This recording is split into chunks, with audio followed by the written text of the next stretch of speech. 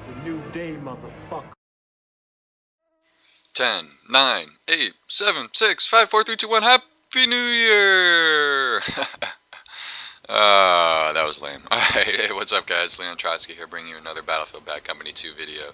We're playing some more squad deathmatch on Kaosun Temple, and today I'm just talking to you, giving a little Happy New Year guys, letting you know how my previous year has been and my plans for the next year.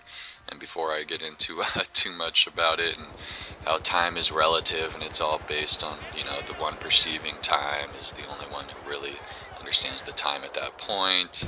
I mean, you can go into experiments that exemplify this, in which, you know, they've done experiments. And if you guys know what an atomic clock is, it is a clock that tracks time down to the very millisecond. You take two clocks, one on Earth and one in a plane. You take that one in the plane and fly it around the Earth as fast as you can, very, very high up, and you bring them back together, and the clocks will not be at the same time. They start at the same time, but they did not end at the same time. It has to do with the perception of time, and the one clock's traveling through time at a different speed. The differences in those times will be minuscule, obviously, and I just got knifed in the back. Shitty. Congratulations, you just got a gold tag. But yeah, so much for time travel, guys. What were you guys up to this past year? Let's see, about a year ago, I was actually living in San Francisco. Like I said, I went to school for history. I was a history major, and I went to San Francisco State, and I lived up there for about 4 or 5 years. It was a lot of fun. I really loved it. I love that city. It's absolutely amazing, and I hope to eventually move back. But while I was moving up, I lived up there with my girlfriend for a little while. We split up. I moved back down here. She stayed up there. It's how things go. Not to be too upset about it. Let's see, last November would have been 2009. Call of Duty Modern Warfare 2 came out. I'm sure all of you remember the day. And let's see, as far as my gaming career, I played that a lot when it first came out. I was a big Call of Duty fan. At least I used to be. And when Modern Warfare 2 came out, I played it a ton. And I guess this will go along with my gamer tag. What my gamer tag is right now is my gamer tag is the Leon Trotsky, obviously. And if you guys don't know who that is, he is a Russian revolutionary, great orator during the Russian Revolution, and kind of one of the leading figures of the Russian Revolution, along with like Lenin and whatnot. But side note to that is why I created that is my gamer tag hasn't been the Leon Trotsky for a very long time. It used to be, when I used to play Call of Duty Modern Warfare 2, it used to be Barack H. Obama 2, which was awesome. It was his actual name, Barack H. Obama II, because he is the second. He is the junior. He is the second Barack H. Obama 2. And so it was perfect. It was the greatest name ever. And I had that name for quite a while while I was playing Call of Duty Modern Warfare 2. And, you know, I would get so many people talking shit in the lobbies. Oh, you're just a dumb nigger. You're an idiot. You know, shit like that. And, it was funny. It created a lot of animosity, and it just created a lot of funny times.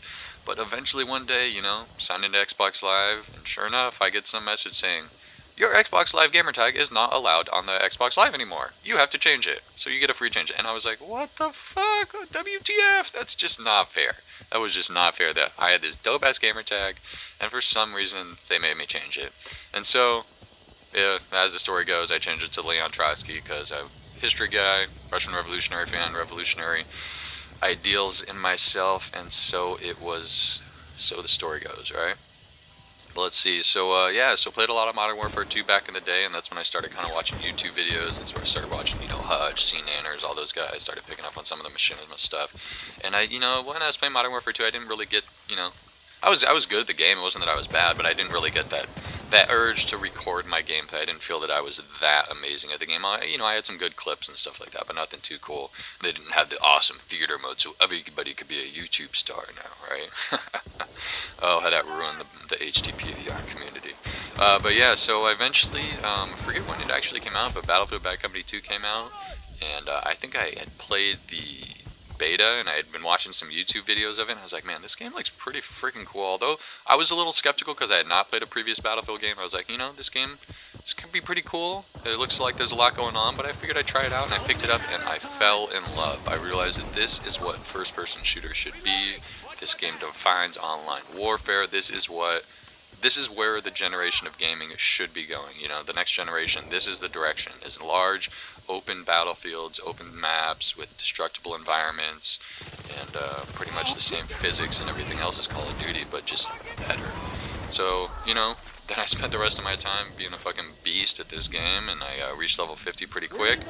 And then I kind of stopped playing so much, and after I had, reached level 50, I I started watching. I continued to watch YouTube videos, and eventually I came across. Well, I had started playing with the SV98 with the 4x scope. I'm not going to say I originated that class, but I started playing with that class, and I found it randomly, and I was like, man, this class is fucking amazing. I beast with that, and I had been watching YouTube videos previously on Call of Duty, and I was like, huh, I wonder if there's anybody that uses the SV98 with the 4x scope. Let me go check on YouTube, see if anybody else posts video of this, because I've been kind of getting some amazing gameplay, and sure enough, who do I come across but the beast of the Battlefield Bad Company 2 community, Stoneface Lock, running around with that 4x scope.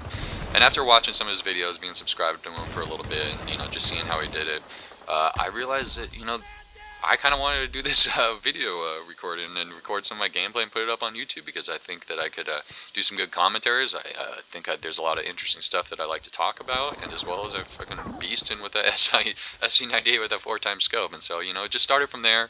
I eventually got the courage a few months ago, probably in September of this year, to eventually buy my HD PVR. I had originally started just videotaping with my camera in front, and some of my first montages that are still up on my channel are actually from that recording of me just putting that camera right in front of me while I was playing, it was tough to play, but it was fun to just get the experience. And eventually I, went all out and got that HD PVR, and I do not regret it, because it is a ton of fun and it adds to my gaming hobby. I love to game, it's a lot of fun, and this is just another extension of what I can do with that hobby, so I really enjoy that. But yeah, I guess that's been my my previous year in gaming, at least. But yeah, I mean, New Year's is coming up, and a lot of people don't realize it's 2010. This is a new decade, like 10 years. Like, I mean, I'm still kind of young, 25, so I only experienced a couple decades.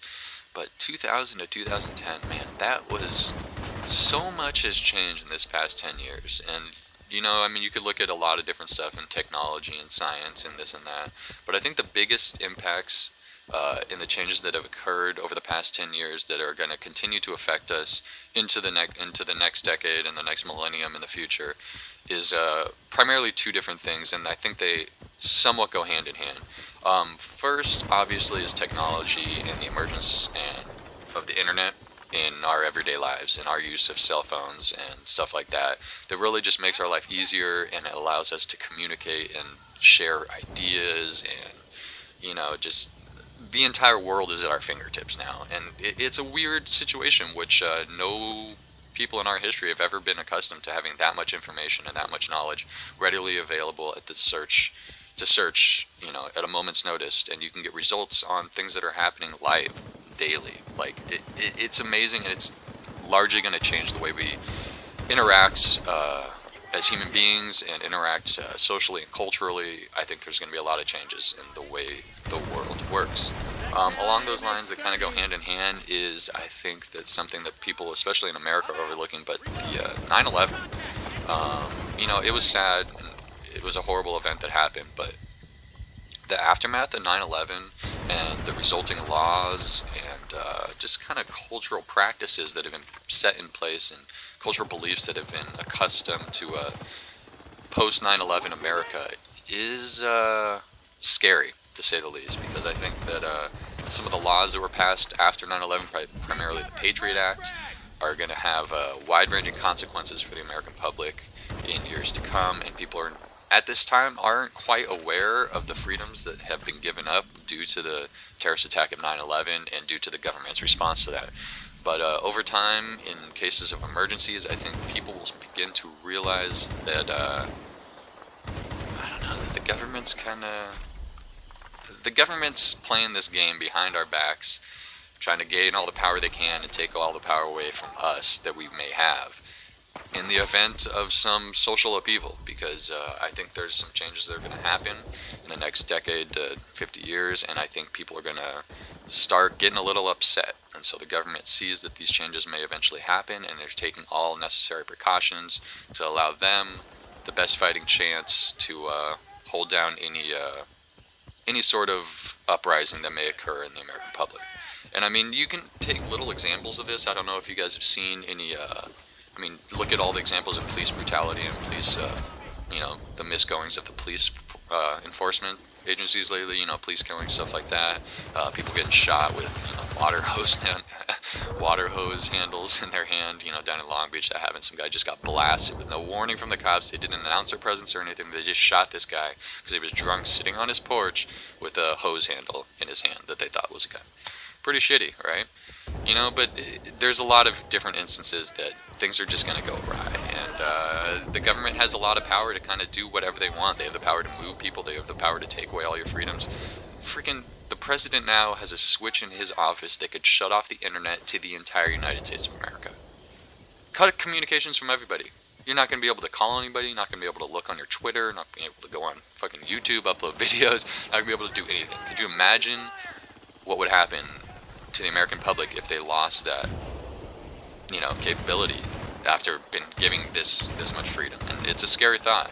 And what would eventually happen is people would freak the fuck out. And so what happens in that case is the police has, as much force as they want with all these new non-lethal weapons. And have you seen any videos of recent protests at like the Democratic National Convention in like 2004, 2006, or 8, whatever the last election was?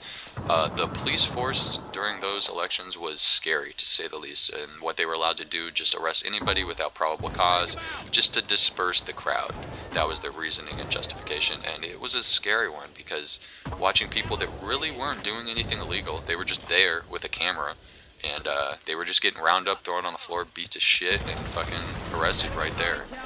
And, I'm all for freedom, and I'm all for standing up for what I believe in, but when they start rounding people up with no thoughts, no thoughts at all about it, it's a scary time. So you guys keep it real, and watch out for the years ahead, because don't stand there and just let them give it to you. Stand up for what you believe in freedom, individual rights, and personal freedoms, because that's what America is built on, guys. And this last few kills of this squad deathmatch game, we're at 47 here, whatever it is, 46, somebody else cleans up another one. These last 2 kills are probably my favorites.